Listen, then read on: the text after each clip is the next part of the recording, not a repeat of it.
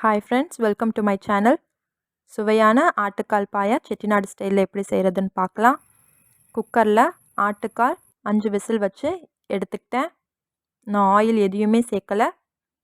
ஆட்டுக்கால்லேருந்து எண்ணெய் நல்லா பிரிஞ்சு வந்திருக்கு. 70% ஆட்டுக்கால் குக் ஆகிருக்கு.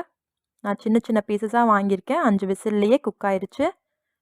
இன்னொரு பேனில் 2 ஸ்பூன் ஆயில் சேர்த்துருக்கேன். சோம்பு, மிளகு, ஏலக்காய், கார்லிக்,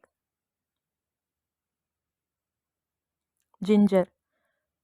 இஞ்சியை விட கார்லிக்கோட ரேஷியோ அதிகமாக இருக்கணும். ஒரு பவுல் சின்ன வெங்காயம் சேர்த்துருக்கேன். 25 to 30 பீசஸ் இருக்கும். ஒரு பெரிய சைஸ் தக்காளி,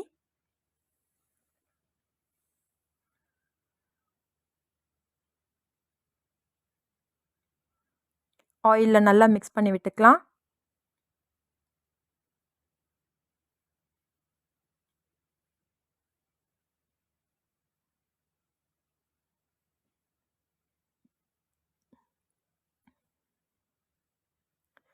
ஒரு சின்ன பவுலில் வாட்டர் ஆட் பண்ணியிருக்கேன்.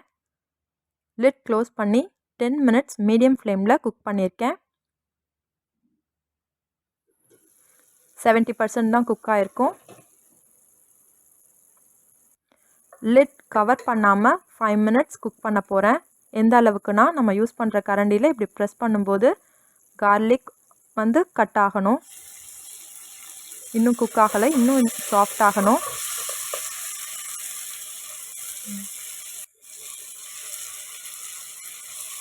இப்போ ஓரளவுக்கு சாஃப்ட் ஆகிடுச்சு. இப்போ நான் கட் பண்ணும்போது கார்லிக் நல்லா ஸ்மாஷ் ஆகுது. இதுதான் கரெக்டான கன்சிஸ்டன்சி. ஸ்டவ் ஆஃப் பண்ணிக்கலாம். ஒரு ஜாரில் தேங்காய் பால் எடுத்து வச்சுக்க போகிறேன்.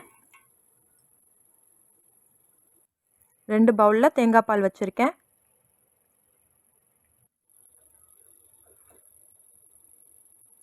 வெங்காயம், தக்காளியை நல்லா பேஸ்ட்டாக பிளெண்ட் பண்ணி எடுத்துக்க போகிறேன்.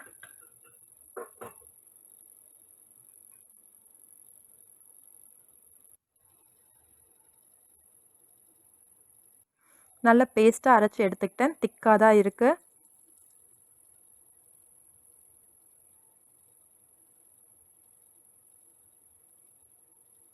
ஒரு குக்கரில் 4 ஸ்பூன் ஆயில் சேர்த்துருக்கேன்.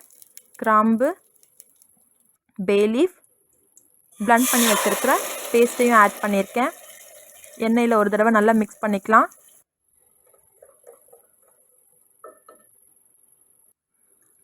கறி லீஃப்,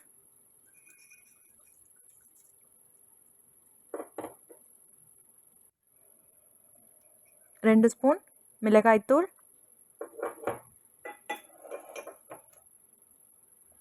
3 ஸ்பூன் தனியாத்தூள் சேர்த்துருக்கேன். என்ன ரேஷியோனா, 1 ஸ்பூன் மிளகாத்தூளுக்கு 1.5 ஸ்பூன் மல்லித்தூள். இந்த ரேஷியோவில் பபுள்ஸ் ஓரளவுக்கு வந்த உடனே தேங்காய் பாலை ஆட் பண்ணியிருக்கேன்.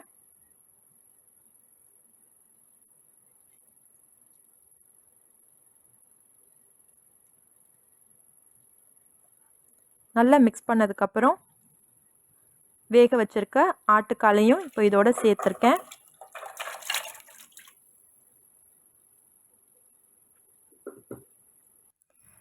மீடியம் ஃப்ளேமில் 4 விசில் வச்சு எடுத்துக்கிட்டேன். சுவையான ஆட்டுக்கால் பாயா ரெடி. லாஸ்ட்டாக தேங்காய் பால் சேர்க்கணும். நல்லா காரமாக சாப்பிட்ணுன்னு விரும்புகிறவங்க தேங்காய் பால் சேர்க்க வேண்டாம். குழந்தைங்களும் சாப்பிட்றதுனால தேங்காய் பால் சேர்க்கும்போது கொஞ்சம் காரம் கம்மியாகும். அதோட டேஸ்ட்டும் நல்லாயிருக்கும். இந்த தேங்காய் பாலை சேர்த்துட்டு ரொம்ப நேரம் கொதிக்க விடக்கூடாது. லைட்டாக நல்லா மிக்ஸ் பண்ணி விட்டோன்னே ஸ்டவ்வை ஆஃப் பண்ணிக்கிட்டேன்.